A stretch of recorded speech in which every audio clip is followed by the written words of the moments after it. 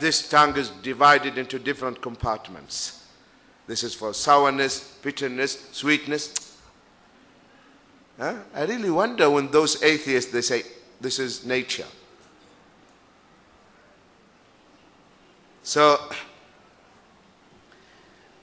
God is great indeed. But it is man. It's only man who is ungrateful. Man, he wrongs himself by Allah. We wrong ourselves.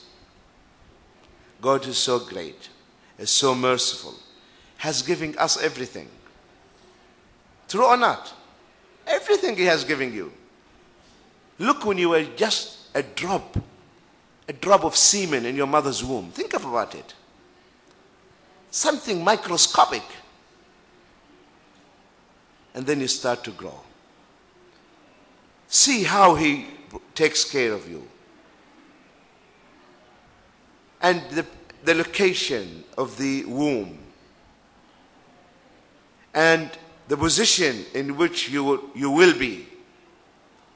No, you know how the baby, the position of the baby inside her mother's womb? Facing her back. Your face is facing her back. Why? To protect you. This is all the front part of you is so soft. So you have to face the back of your mother to be protected from anything, any hit, any physical shock. And your back, which is stronger than your front part, is protected by, is facing the abdomen. And He placed you and protected you by 3 layers. The placenta, the uterus, the abdomen. How many layers? 3. And the placenta is filled with liquid. Why? Shock absorber. Anything happens, the liquid will absorb it. He takes care of you when you were in your mother's womb. You were helpless. And He made your mother to provide you with food. She eats the food, passes it to you through the umbilical cord. Are you following? This is how He takes care of you, God Almighty.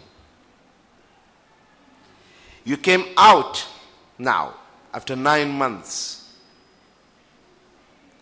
He gave you the eyes because He knows that you will need them.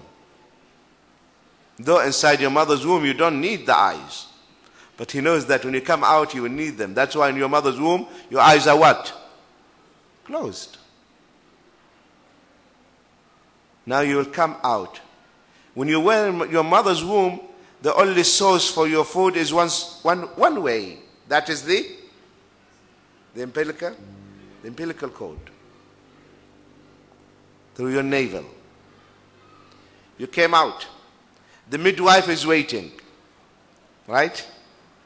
You came out, cut the umbilical cord. Cut it with the scissors. But God Almighty now has given you two sources for your food.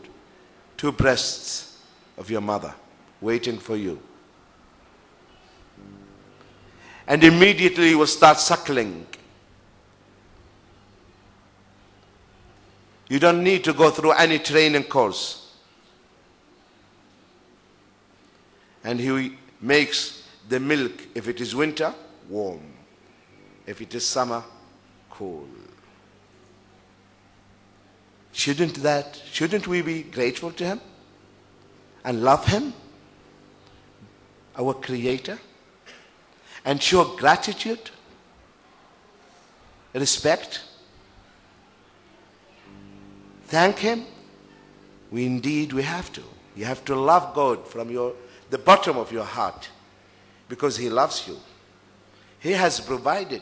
He made the whole thing for you. Look around you. Just look around you. What do you see?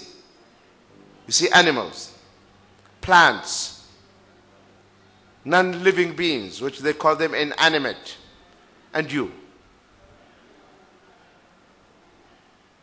I just want you now to arrange these surroundings ascendingly from the least complex to the highest, most complex. We have 4 elements around us: inanimate, plants, animals, humans, right? This is what you see. Can you see anything else? Nothing more than this. So now, try to arrange them from the least complex to the most complex. Which one you will put first? Which one will come first? The lowest. Inanimate. Like the earth, the soil. The soil is inanimate. On top of it, plant. On top of it, animal. On top of it, you are the master, man. Think about it. The soil serves the plant. The plant serves the animal. The animal serves all of them. They are serving you, subservient to you, under your control. Who made them to serve you? You yourself? Your creator. He made everything for you. So that's why, indeed, he's the only one who deserves to be worshipped. Right or not? Anyone else? No. Does the idol, the stone, deserves your worship? No. Doesn't. But the one who deserves these things is the Creator. Another narration, it says, the Prophet ﷺ said, أشد الناس عذابا يوم القيامة الذين يضاهئون بخلق الله. The people who will receive the severest punishment on the day of resurrection will be those who try to make the like of Allah's creation. They try to make the like of God's creation. You cannot. You cannot.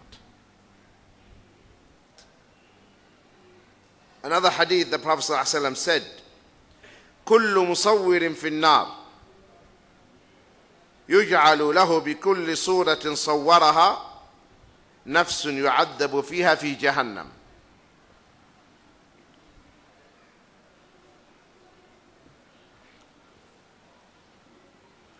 All the picture makers would be in the fire of hell.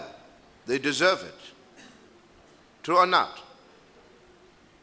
Because they are trying to say that we can do something like you create, we create. That's why God Almighty will tell them on the day of resurrection, you made this image, a copy, replica. There is one thing is missing, the spirit. Put the spirit now. Let this image speak, talk, move. I cannot. So then, why did he do it? Why did you tread that way? Why did you try to imitate my creation? I love art, drawing. Fine. You could have drawn non-living things. If you want to draw natural scenes, seas, rivers, trees, no problem. But living creatures, don't. Don't try to imitate the creation of God. Also, another hadith says, من صور صورة في الدنيا كلف أن ينفخ فيها الروح وليس بنافخ. Bukhari. Whoever makes a picture in this world will be charged with putting a soul live in it, and he will never be able to do it. Say, okay, just breathe the spirit into it now. And finally, the Prophet ﷺ also said, ألا أبعثك على ما بعثني عليه رسول الله صلى الله عليه وسلم ألا تدع صورة إلا طمستها ولا قبرا مشرفا إلا سويته. رواه Muslim. Should I not debut you on a mission on which I was sent by Allah's Messenger sallallahu alaihi wasallam, deface all the pictures which you come across, and demolish all the high graves to the level of earth. Here, that the Prophet sallallahu alaihi wasallam, he sent